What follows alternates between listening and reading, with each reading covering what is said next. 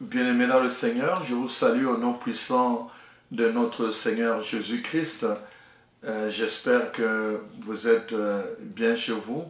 En tout cas, je vous souhaite la santé de l'âme, du corps et de l'esprit. Que le Seigneur puisse vous donner en abondance selon le désir de votre cœur et que ce désir soit en harmonie avec la pensée de Dieu elle-même. Alors donc, voilà, nous nous retrouvons pour notre capsule 30 et je remercie tous ceux et celles qui ont choisi de s'abonner à notre chaîne et je remercie tous ceux et celles aussi qui font la publicité de nos capsules 30. Soyez bénis dans le nom de Jésus-Christ. Alors aujourd'hui, j'ai la joie de vous partager un thème qui va presque dans... qui vient comme la suite de ce que nous avons vu la dernière fois à propos, n'est-ce pas, de tout ce qui touche à ce que l'ennemi peut voler dans notre vie de tous les jours. Vous savez que la dernière fois, je vous ai parlé du pot, n'est-ce pas, et comment la mort est entrée dans notre peau. Et je vous ai dit, parfois quand on fait venir le sauvage dans notre peau, alors la mort entre. Aujourd'hui, je voudrais vous attirer votre attention sur les amitiés, les relations, les personnes que nous côtoyons. Vraiment, c'est important que nous puissions être avisés en tant qu'enfants de Dieu. Et je vais partir, comme toujours, de la parole de Dieu pour argumenter ce partage. Tout est parti, en fait, d'une dame qui est venue me voir pour me parler un peu de son problème. Cette jeune dame, en fait, était mariée, elle avait un bon travail, elle s'occupait de sa famille. Celle-là, c'est une dame africaine. Elle s'occupait de sa famille. Son père était décédé quand elle était encore vraiment enfant. Sa mère donc, a épousé un autre homme et ils ont eu des enfants. Donc, elle a eu des demi-sœurs, des demi-frères. Et voilà que, comme elle était comme l'aînée, elle a grandi, elle a étudié, elle a travaillé, elle avait un bon emploi. Et alors, elle s'occupait de ses sœurs en particulier. Et malheureusement, ses sœurs ont développé une jalousie envers elle. Une jalousie. Une jalousie qui les a amenés à aller toucher à l'occulte pour lui faire du mal. Je parle là de ses demi-sœurs. Ça, c'est des gens avec qui elle était dans la même maison. Elles ont été éduquées ensemble, sous le même toit paternel, avec la même mère. Voyez-vous, elles ont grandi. Les autres ont été jalouses d'elles. Et alors, elles ont fait beaucoup de choses. Elle me raconte et dit, j'ai passé 4 ans de mariage, les 4 premières années, sans avoir d'enfant, sans concevoir. Et elle est allée voir les médecins, tout allait bien. Son mari est allé voir les médecins, tout allait bien, mais elle n'arrivait pas à concevoir. Alors finalement, donc, elle a continué à prier, elle priait beaucoup, et elle a fini par concevoir, avoir une fille. Et comme ses sœurs venaient, elle a travaillé beaucoup, elle leur a acheté une parcelle, un terrain, et ils ont construit une maison pour que ses sœurs restent là-bas. Alors elle était chez son mari. Mais ses sœurs venaient chez elle, ce qui est naturel, elles venaient chez leurs sœurs. Mais quand elles venaient là, c'était pour vraiment la détrôner. Elles ont commencé à faire des choses pour séduire son mari à son absence quand elle était au travail. Elles ont commencé, à un moment donné, elles ont même enlevé l'enfant, imaginez-vous, pour créer des troubles. Elles ont enlevé l'enfant pendant la journée et pour créer des troubles entre l'homme et la femme. Et finalement, et heureusement, il y a eu des témoins qui ont aidé à résoudre le problème et à mettre fin vraiment à leur incursion dans la maison de cette femme dont je vous parle. Et ça donne beaucoup à réfléchir, voyez-vous. Souvent, quand quelqu'un a quelque chose et que moi je n'ai pas la même chose, ça peut m'amener à l'envie, à la jalousie et en même temps aussi ça peut m'amener très très loin à vouloir faire des choses méchantes à la personne, qu'elle soit mon ami, mon frère, ma soeur. Et parfois, on peut développer ces choses-là quand on n'est pas vraiment habité par le Seigneur. C'est pour cela que je vous avais dit, faites attention à ce que j'ai appelé le sauvage. Quand je parlais du sauvage, ça concernait autant les relations amicales, autant les relations familiales, autant les relations conjugales, l'homme ou la femme que je vais prendre dans mon mariage, ou j'accepte pour le mariage. Ça concernait autant aussi la relation thérapeutique. Par exemple, quand notre enfant est malade et que nous allons chercher un marabout, nous allons chercher un féticheur pour venir régler ce problème, c'est du sauvage que nous cherchons pour amener dans notre maison. Et ici, c'est la même chose.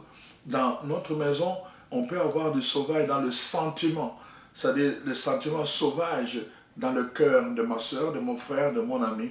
Et j'attire donc votre attention sur ce fait-là. Voilà pourquoi nous allons vraiment parler de ce sujet-là. Le thème que j'ai oublié d'annoncer, c'est celui-ci que je vais aborder. Vos plus grands amis peuvent devenir vos redoutables ennemis. Vos plus grands amis peuvent devenir vos redoutables ennemis. Voilà pourquoi nous avons besoin d'examiner ça. Nous allons lire un texte, je ne veux pas lire en entier, mais vous allez lire en entier. C'est un roi, donc premier livre des rois, chapitre 3, verset 16, ça va jusqu'au verset 29, mais je ne veux pas tout lire. Je vais vous lire juste un extrait. Un jour, 2 prostituées vinrent se présenter devant le roi Salomon, et la première dit: que Sa Majesté veuille bien m'écouter. Moi et cette femme, nous habitons la même maison. Nous habitons la même maison. J'ai mis au monde un fils dans la maison à un moment où elle était là. 2 jours plus tard, elle aussi, elle a mis au monde un fils. Et nous vivons seuls dans cette maison. Il n'y a personne d'autre que nous deux. Or, cette nuit, le fils de cette femme est mort parce qu'elle s'était couchée sur lui. Alors, elle s'est levée au milieu de la nuit et pendant que je dormais, elle a pris son fils qui était mort, qui était à côté de moi. Elle a pris mon fils qui était à côté de moi et elle a couché dans son lit. Puis, elle a pris son fils, elle a placé son fils qui était mort à côté de moi. Ce matin, quand je me suis levé pour allaiter mon fils, je l'ai trouvé mort. Je l'ai regardé attentivement à la lumière et j'ai vu que ce n'était pas mon fils. À ce moment même, l'autre femme s'écria: « C'est pas vrai! C'est ton fils qui est mort et le mien qui est vivant. » C'est ainsi qu'elle se disputait devant le roi. Voyez-vous, chers frères et sœurs, ces 2 femmes qui exerçaient le métier de prostituée demeuraient dans la même maison. Elles étaient à 2. Pendant longtemps, elles étaient à 2. C'étaient des grandes amies. Elles exerçaient le même métier. Et voilà qu'elles se sont retrouvées enceintes. Alors, l'une a mis au monde un enfant, et 2 jours après, l'autre aussi a mis au monde. Mais voilà qu'avec ce monde-là de prostituées, évidemment, elle a bu, l'autre a bu, et puis elle s'était enivrée, et elle a perdu le contrôle la nuit. Elle a dormi sur son propre enfant. Elle a étouffé son propre enfant. Elle a tué son propre enfant, voyez-vous. Et alors, à un moment donné, tu sais, après avoir bu, vint toujours un moment où tu reviens à la conscience. Quand elle est revenue à la conscience, elle réalisait qu'elle était sur quelque chose. Elle a voulu vérifier. En voulant vérifier, elle a réalisé que c'est quelque chose, c'était son propre enfant. Elle a réalisé, en regardant, que c'est quelque chose qui était son propre enfant, était mort. Pourquoi? Parce qu'elle l'avait étouffé. Là, elle se dit, comment je vais faire? Elle dit, bon, on a accouché presque à l'intervalle de 2 jours, dont les enfants sont encore bébés. Et donc, je vais faire quelque chose, je vais lui voler. Je vais voler l'enfant de mon ami. Je vais lui voler son enfant qui est vivant et je vais lui placer le mien qui est mort. Mon frère, ma soeur, c'est ça qui arrive souvent. Tu as ton projet vivant, ton projet de vie, de bonheur, ton projet à ta destinée et quelqu'un d'autre a un projet qui n'a pas abouti, un projet qui a échoué. Alors souvent, le danger, c'est cela. Il peut venir te voler ton projet. C'est pour cela que je suis en train de dire, nous sommes dans le temps de la fin, nous aurons l'occasion d'en parler. Les enfants de Dieu doivent être vigilants. La parole de Dieu nous invite à la vigilance. Soyez vigilants, soyez attentifs, soyez vigilants, veillez. On dit la parole de Dieu, veillez. Ne vous endormez pas, n'adoptez pas l'attitude des gens qui sont endormis parce qu'on peut vous voler votre destinée. On peut vous voler votre projet. On peut vous voler ce que vous avez de très cher. On peut vous voler le fruit de vos entrailles, le fruit de vos efforts, le fruit de votre travail. Quelqu'un d'autre peut vous voler. Et c'est quelqu'un d'autre, souvent, c'est les personnes les plus proches. Nous savons par expérience, il y a eu plusieurs personnes qui ont volé le projet de quelqu'un. Et ils sont allés publier ça avant, et c'est devenu comme leur projet. L'autre a eu affaire à la justice, et parfois la justice n'a pas pu prouver que c'était celui qui a conçu le projet était vraiment telle personne. Nous avons vu en Afrique du Sud, le premier médecin qui a appris à opérer le cœur, c'était un médecin noir. Mais comme on était à l'époque de l'apartheid, qu'est-ce qu'on a fait? On a appris parce que lui, il avait appris en fait, comme il était d'abord, il était aussi éleveur, avec les animaux, il a appris à connaître le mécanisme du cœur. Vraiment, il a étudié avec les animaux et il a voulu appliquer au niveau des humains et il a réussi. Et quand les médecins blancs ont vu qu'il avait réussi, et qu'est-ce qu'ils ont fait? Ils ont dit, pour vraiment annoncer la publication de la réussite au niveau international, on n'a pas parlé de ce médecin-là, il était noir. On lui a volé en fait son expertise, on lui a volé le fruit de ses recherches. On a mis ça sous le nom de notre médecin blanc. Et quand on a fait la photo du groupe de gens qui étaient dans la chirurgie, vous ne voyez même pas le médecin principal qui a fait cette chirurgie. Il n'était même pas sur la photo. On peut vous voler votre projet. On peut vous voler le fruit de vos recherches. On peut vous voler, on le voit même parfois dans des universités. Des étudiants qui vont voler le projet de quelqu'un d'autre. Des professeurs qui vont prendre le projet d'un étudiant. On voit tout ça, ça se passe. C'est encore dans le monde réel aujourd'hui. C'est important, la parole de Dieu nous dit, nous venons d'entendre, 2 femmes avec deux enfants. Et la première, son enfant était vivant, l'autre, l'enfant, est mort pendant la nuit. Et la parole de Dieu nous dit, l'ennemi fonctionne toujours pendant la nuit.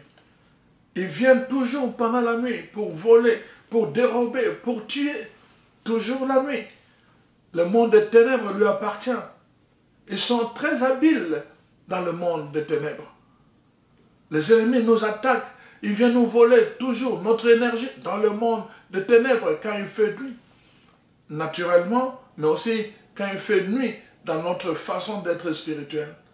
Quand nous sommes dans la somnolence spirituelle, l'ennemi peut venir nous voler beaucoup de choses. Voilà pourquoi, chers frères et sœurs, c'est important que nous prenions le temps. Voyez-vous? Donc, alors, les 2 femmes commencent à se disputer. Ils vont aller voir le roi. Pourquoi? Parce que l'un a volé l'enfant de l'autre.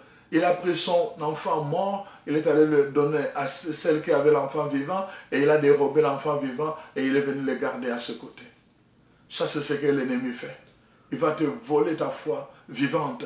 Il va te voler tes énergies. Il va te voler ton projet vivant. Il va te voler les fruits de tes entrailles. Il va le voler. L'ennemi, c'est un voleur. Et parfois, l'ennemi, parfois, il est proche de nous. Parfois, il est proche de nous. Voyez-vous, ces 2 femmes, des amis de longue date, qui faisaient le même métier. Mais lorsque le projet a été mûri, voyez-vous, et que l'une a réalisé que son projet lui avait échoué, qu'est-ce qu'il a fait? Il est venu voler le projet de l'autre qui était vivant. Il est venu voler l'enfant de l'autre qui était vivant. Et c'est cela que l'ennemi veut faire dans ta vie. Et cet ennemi, l'esprit du mal peut entrer même dans les personnes les plus proches de toi. Cette femme, ils habitaient dans la même maison et nous voyons ce qui s'est passé. Ceci me fait penser à l'histoire d'une autre dame que j'ai déjà racontée, Marilyn. Cette dame, c'est un faux nom que je prends. Alors, cette dame, vous savez, avait une amie qui lui était vraiment très chère. Alors, cette femme, Marilyn, était mariée depuis 27 ans. Avec son mari, tout allait bien, apparemment. Voilà que, alors, mais elle confiait tout, mais tout, à son autre ami qui venait tout le temps le voir. Son autre ami avait accès à tout. Elle avait accès à la maison, à la chambre, elle avait accès à ses affaires de compte, de ça comme ça. Elle connaissait tout de la vie de Marilyn. Alors, elle lui faisait tellement confiance, donc tellement confiance qu'elle ne pouvait même pas soupçonner qu'un jour, son ami pouvait vraiment lui faire du mal. Mais malheureusement, la nature humaine étant ce qu'elle est, avec le temps, parfois elle était au travail et son ami venait voir son mari à la maison. Et c'était comme ça, de temps en temps. Parfois elle-même elle revenait, elle les trouvait tous les deux ensemble, mais elle ne pouvait pas penser à autre chose. Elle ne pouvait pas s'imaginer que son propre ami, ami intime même, hein, et comme on le dit dans mon pays, l'ami du dedans, l'ami du dedans, son ami intime, il n'aurait pas jamais pensé que cet ami du dedans, l'ami intime, pouvait lui faire du mal. Et voilà que justement, un beau jour, il est venu le surprendre dans le lit. Ce qu'elle n'avait jamais pensé, ce qu'elle n'avait jamais redouté est arrivé. La vie de cette femme s'est ébranlée. Voilà, cet ami qui était intime pour elle est venu lui voler son mari, ses 27 ans de mariage, son amour et tout ce qu'ils ont bâti ensemble. Tout ce qu'ils ont bâti ensemble. Parce que c'était son ami. Parce qu'elle connaissait tout. Elle lui a ouvert la porte. Elle est entrée dans cette intimité. Mais l'ami l'a détrônée. Elle a pris son mari. Et vraiment, c'était difficile. En fait, elle est venue m'en parler lors d'une séance. J'ai donné un enseignement sur le pardon. Et elle est venue dire comment, elle ne savait pas comment elle pouvait pardonner, vraiment comment elle pouvait pardonner son ami qui lui a fait cela. Un ami à qui il avait fait confiance, comment il pouvait lui pardonner d'avoir détrôné, en fait, volé son mari, d'avoir volé toutes ces années de mariage, de bonheur, d'avoir volé son bonheur, d'avoir volé son amour. Comment il pouvait pardonner à cette femme-là? Voyez-vous? Alors c'est comme ça qu'elle est venue me parler de ça. Chers frères et sœurs, vous savez, c'est très important. Voilà pourquoi, je vais le dire à la fin, mais je vous raconte d'abord ces affaires pour que nous sachions qu'en ce temps de la fin, l'ennemi, Satan ne viendra pas sous la forme d'un feu là, il va passer par des gens que nous côtoyons. Il va passer par des gens parfois qui nous sont proches. Il va passer par les gens parfois à qui nous confions souvent sans faire attention, sans vérifier si ces gens sont de Dieu comme nous-mêmes nous sommes de Dieu. Voyez-vous? Sans vérifier. Alors parce que nous habitons dans la même maison, parce que nous partageons parfois le même moment et tout ça, les mêmes relations d'amitié et tout le reste, nous pensons et nous pouvons leur ouvrir la porte jusqu'à l'intimité. Et malheureusement, ces amis peuvent devenir nos redoutables ennemis. Comme le cas de cette femme africaine et comme le cas de cette Canadienne, Marilyn, qui a vécu un drame dans son mariage à cause de son ami intime. Chers frères et sœurs, nous sommes dans un temps difficile où l'ennemi va utiliser tous les moyens pour faire du mal aux enfants de Dieu, pour endurcir leur cœur, afin qu'ils ne sachent plus pardonner, afin qu'ils ne sachent plus faire le bien, afin qu'ils ne puissent plus s'aligner dans la pensée de Dieu, dans la parole de Dieu, dans les exigences de la loi, l'ennemi va faire des choses qui vont venir nous toucher, surtout dans le domaine de l'intimité, dans le domaine de l'affectivité, dans le domaine du cœur, pour que nous soyons plus capables de pardonner. Quand nous allons penser à toutes ces choses, nous disons non, celui-là je ne peux pas lui pardonner. Et en refusant de pardonner, l'ennemi aura un accès dans notre vie de tous les jours. Ça, c'est sa tactique. Nous en parlerons dans les capsules qui viennent. Mais c'est important, d'abord, je vous ai dit, ne laissez pas les sauvages entrer dans votre maison.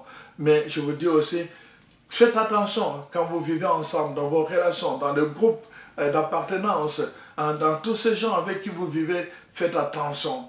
Parce que je parlerai plus tard du réseau, l'importance du réseau, mais ne laissez pas filtrer, ne laissez pas filtrer n'importe qui. Ne laissez pas entrer n'importe qui dans votre réseau. Parce que si vous ne faites pas attention, l'ennemi peut passer par ces gens-là, n'est-ce pas, pour vous causer du tort. Les gens qui ont mangé avec nous. Ça nous rappelle, n'est-ce pas, l'histoire de Jésus lui-même, avec, n'est-ce pas, avec Judas. Ils étaient ensemble, ça faisait partie de ces 12 amis. Les 12 amis, ils mangeaient ensemble à table. Et ce jour-là, n'est-ce pas, Jésus a dit, l'un de vous va me trahir, l'un de vous. Ceux-là même qu'il avait appelés mes amis. Il a dit, je ne vous appelle plus mes serviteurs. À partir de maintenant, je vous appelle mes amis, parce que tout ce que j'ai appris de mon Père, je vous le fais connaître. Mais à ce jour-là, à table, Judas, n'est-ce pas, a mangé. Il a mangé avec son ami Jésus. Mais ce jour-là, il a comploté contre cet ami. Il est allé comploter, n'est-ce pas? Et on est venu arrêter Jésus et on a tué Jésus. En fait, l'intermédiaire, par le biais de notre ami qui était Judas. Nous devons faire attention. Il y a des Judas qui peuvent entrer dans notre cercle et qui sont toujours là. Et si nous sommes, tout cela a été mis par écrit pour nous avertir, afin que nous ne puissions pas tomber dans le piège de ces gens-là qui n'ont pas fait attention. Dans la Bible, la parole de Dieu nous montre beaucoup d'exemples, n'est-ce pas? Quand les gens en arrivent à voler, quand les gens en arrivent à faire de mauvais coups, souvent c'est le signe du désespoir. Le vol, comme je l'ai dit, comme la tricherie, sont des solutions des gens qui sont désespérés. Comme cette femme, elle était au désespoir. Elle ne savait plus quoi faire et elle a volé. Comme la tricherie, rappelez-vous, les deux filles de Lot, elle était au désespoir, il n'y avait plus d'hommes, tout le monde était mort dans la ville. Alors ils ont dit, dans ce désespoir, nous allons tricher avec notre Père. Et elles ont commis un drame qui a pesé sur 10 générations. La malédiction a pesé sur 10 générations à cause de l'inceste que les deux filles de Lot ont commis avec leur père. Voyez-vous? Ça, c'est le signe de désespoir. Quand on est dans le désespoir, n'est-ce pas, on commence à faire n'importe quoi. Et alors, finalement, on va tricher. On va tricher même l'amour avec quelqu'un. L'amour avec quelqu'un, le mari de l'autre, avec la femme de l'autre. Alors c'est ça, les deux prostituées ont connu cela. Et comme je vous ai dit, c'est toujours la nuit, quand l'autre dormait, quand on perd le contrôle. La nuit, quand on perd, n'est-ce pas, toutes nos gardes, pendant ce temps, l'ennemi vient, il peut entrer, n'est-ce pas, au plus profond de notre intimité pour venir nous faire du tort, pour venir nous voler. Voler notre plan, notre énergie, voler notre santé. On voit comment l'ennemi fonctionne la nuit et il va faire cela, n'est-ce pas? On va voler notre raison d'être, notre espoir. Et vraiment, comme la parole de Dieu le dit, est le fruit de nos entrailles, comme dans les cas de ces deux femmes. Ne vous laissez pas voler, chers frères et sœurs. Ne vous laissez pas voler à cause justement du manque d'attention, parce que vous avez n'est-ce pas, négligé vos gardes. Ne vous laissez pas voler. L'ennemi, la Bible dit, il est en train de rôder et cherchant qui dévorer. Il est en train de rôder, cherchant qui voler. Il est en train de rôder, cherchant qui dérober. Nous devons être sur nos gardes. Nous devons ne pas laisser n'importe qui entrer dans notre intimité, parce que justement, c'est là où plusieurs personnes, n'est-ce pas, sont tombées.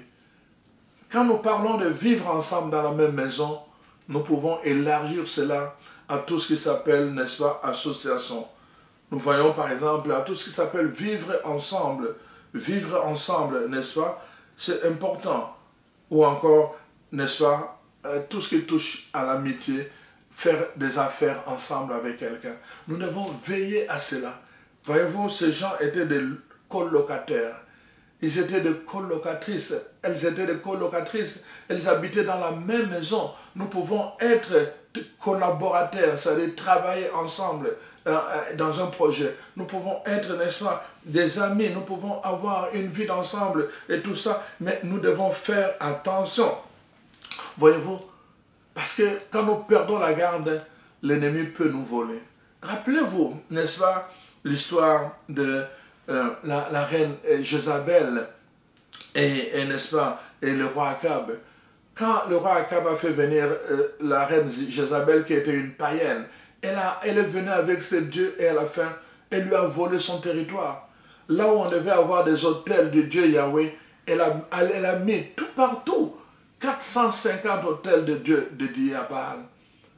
Dédiés à Baal. Et Yahweh n'avait qu'un seul autel. Voyez-vous? Donc, c'est pour montrer, il va voler. Il va voler même la place de Dieu dans ta vie. Il va voler cela parce que c'est ça le plan de l'ennemi. Rappelez-vous l'histoire de Samson avec Dalila. Samson a été vraiment rempli d'une énergie. Elle était remplie d'une puissance que Dieu lui avait donnée dès sa naissance. Et voilà que, n'est-ce pas, elle va tomber en amour avec Dalila sans connaître le cœur de cette femme. Et cette femme était insistante. Elle insistait. La parole de Dieu montre comment cette femme revenait tout le temps en charge. Elle voulait savoir les secrets de Samson. Elle voulait savoir son secret. Montre-moi son secret, ton secret. Pourquoi les gens peuvent venir t'attaquer, même quand ils sont 3000, tu es toujours vainqueur.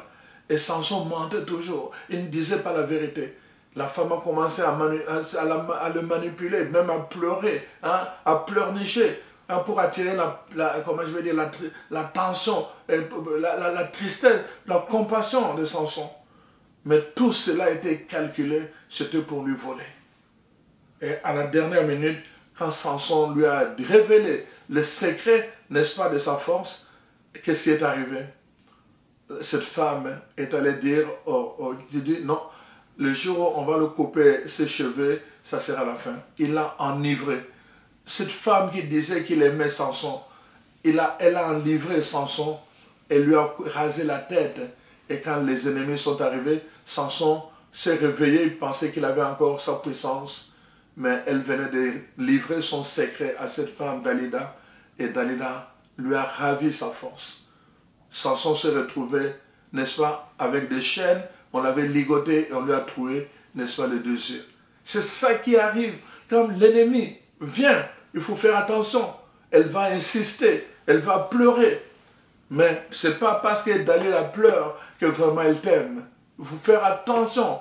La parole de Dieu nous donne ces paroles pour que nous soyons attentifs en ce temps de la fin.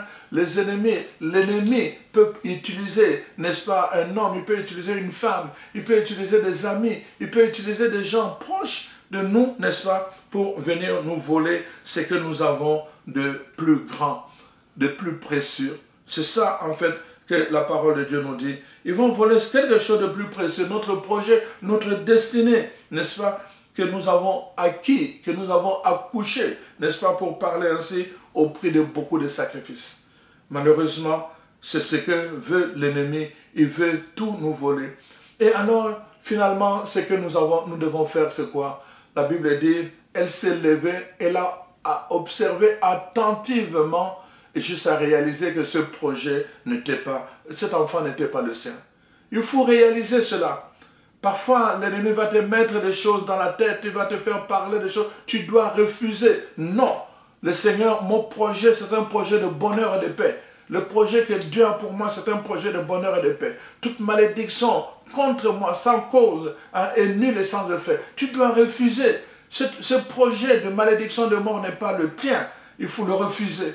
Parce que Dieu veut que tu puisses être heureux. Et alors donc, c'est ça que tu dois faire. Tu ne peux pas te contenter à pleurer. Le pleur n'ajoute absolument rien. Ce que tu as à faire, n'est-ce pas? Ce que tu dois observer ton projet et refuser d'accueillir le projet de mort. Refuse.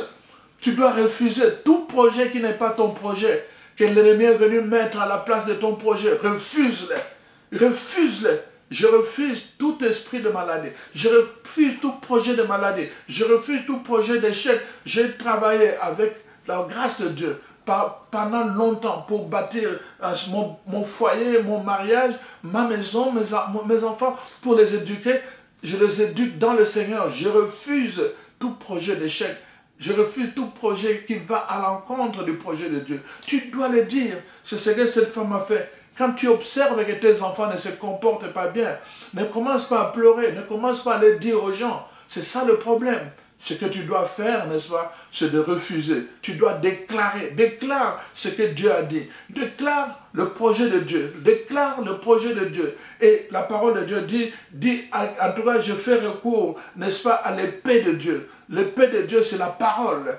Je fais recours à la parole, que la parole rende justice à mon projet, que la parole rende justice à mes enfants, que la parole rende justice à mon couple, que la parole rende justice, la parole de Dieu. Mais cette parole, tu dois la connaître. La parole de Dieu dit, n'est-ce pas, mon projet est un projet de bonheur et de paix et non pas de malheur. Et alors tu commences à déclarer ce que Dieu dit de toi. Tu dois déclarer ce que dit le fruit de mes entrailles est béni. Alors mes enfants sont bénis parce que ce sont les fruits de mes entrailles. Commence à déclarer la bénédiction pour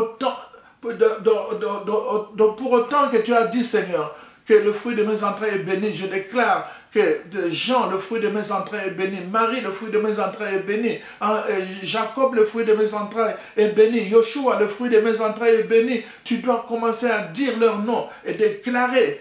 Même si, à part tu as l'impression que l'enfant ne marche pas bien, toi déclare ce que Dieu dit de cet enfant. Déclare ce que Dieu a promis. Alors donc, en ce moment-là, n'est-ce pas, ton drame va changer en action de grâce.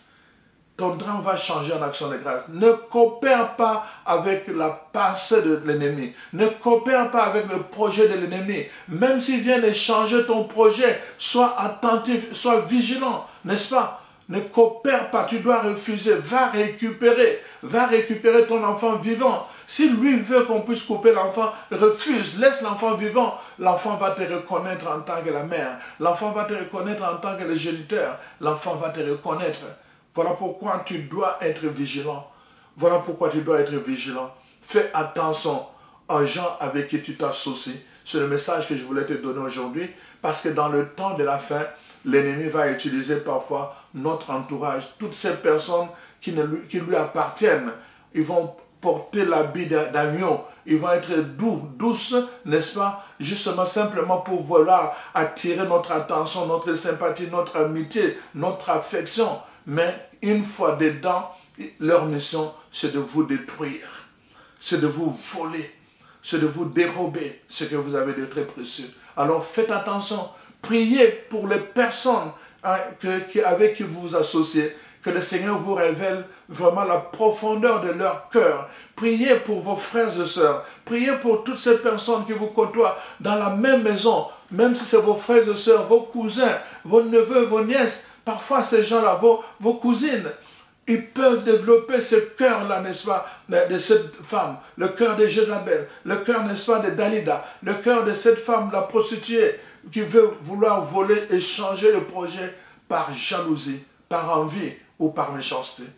Alors que le Seigneur, vraiment, en ce temps de la fin, vous visite, que son esprit repose sur vous et vous donne la sagesse de bien vivre et de reconnaître les vrais enfants de Dieu avec qui vous devez vous associer. Qu'il en soit ainsi au nom de Jésus. Amen. Amen.